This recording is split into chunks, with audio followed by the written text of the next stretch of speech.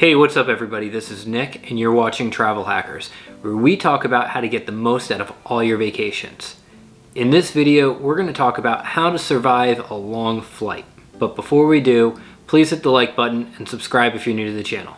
Everybody loves going on vacations, seeing new and exotic, far off locations. But the one thing most people don't like is the actual traveling to these destinations. Traveling to a far off country just requires, no matter how you're flying, whether it's non-stop or with multiple layovers, you spending a lot of time in the air. And for most people, sitting in an airplane confined to one seat for an extended period of time isn't the most enjoyable experience. But what we're gonna do is talk about 10 of our favorite tips to get through a long flight. So tip number 1 is to get comfortable.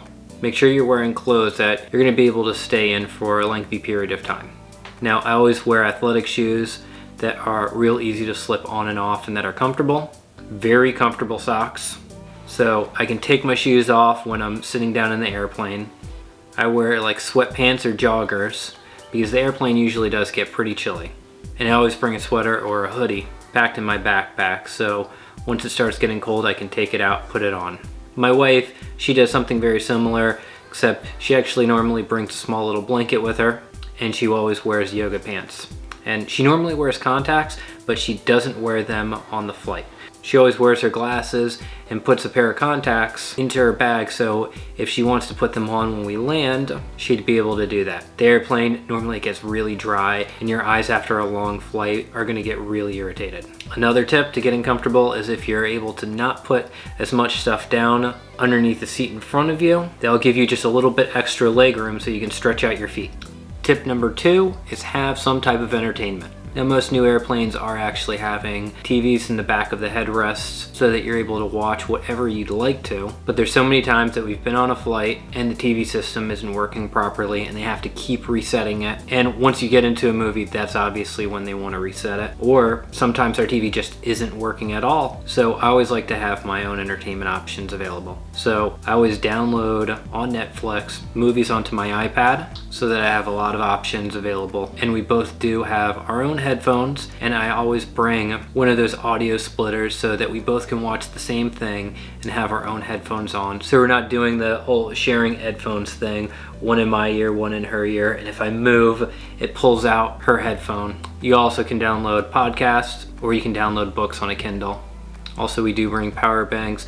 A lot of airplanes now are having actual power outlets underneath the seat, so you can charge your computer or your iPad or phone, but we always bring power banks just in case we do need to use them. Number 3, adjust to the new time zone. Now, this is going to be a tip that's not only going to help you on the plane, but it's also going to help you once you arrive to your destination. The flight is actually going to be catered to your new time zone, not the time zone that you're leaving from. Even though they're serving dinner at 12 o'clock, it does seem weird, but in the new time zone, it actually is dinner time. So that's why they're serving you dinner. And typically they do dim the lights in the cabin when it's bedtime. So if you do see the lights are dim, that's usually a good indication that you might want to try getting some sleep. One thing that we do like is with the Apple Watch, you're actually able to add on a second time, and we usually do that a couple days before we fly, so then I'm able to adjust my body to the new time. This may mean I decide to go to bed a little later or wake up earlier, so it gives my body a couple days to start getting into the new routine. Number 4 is to be rested. It's horrible spending a lengthy time on an airplane with little to no sleep, and the entire time you're just restless and unsettled. This actually goes back to the tip before about being on the new time zone. Even if you feel like you should be going to sleep, make sure you're rested so you're not sleeping the entire flight, and then when you get to the new location, it's actually bedtime, and then you're not actually even tired.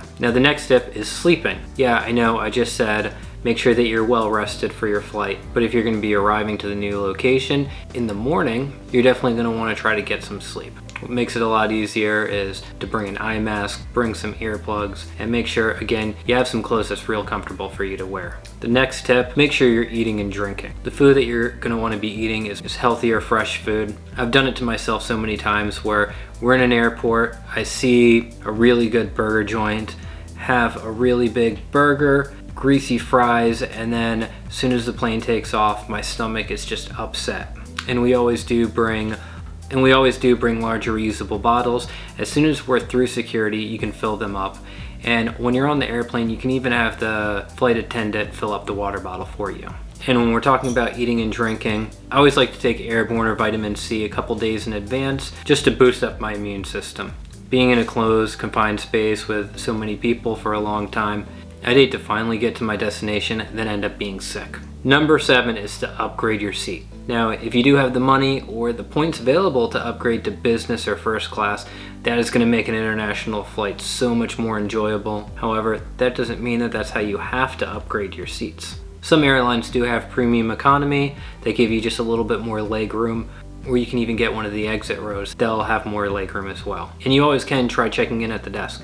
Most people now are checking in over their phone, so they never do ask if there's upgrades. So you might be the person that goes, asks, and just being friendly, you might actually end up getting you a free upgrade. You never know. Number 8 is to bring a change of clothes. Most of the time whenever we're getting somewhere, we are immediately going out to somewhere. So sometimes just being able to change your shirt completely changes how you feel. No longer sitting in the same clothes that you've been in for the past 10 hours really can change how you feel. Also, we do always bring a little travel toiletry pack with toothbrush, toothpaste, mouthwash, eye drops, and some of the other essentials. Tip 9, take a non-stop flight. Seems like now it's becoming more and more common to have non-stop flights halfway around the globe. This does mean that you're going to be in an airplane for a significantly longer time, sometimes 10, 12 hours even, but if you can do it, it's kind of like ripping the band-aid off. Just get it over with, get it done, then you're able to have way more time at your destination to be able to enjoy the vacation. And the last step, number 10, is to break up your flights. Now, I don't mean to have a layover, because yeah, most of the time if you're traveling internationally, you're gonna have a layover. What I mean is actually to take an extra day in wherever your layover is gonna be. If you're flying to the French Polynesian, Hawaii, or even Asia, you can maybe take a 1 or 2 day stop in California. This allows you to see California,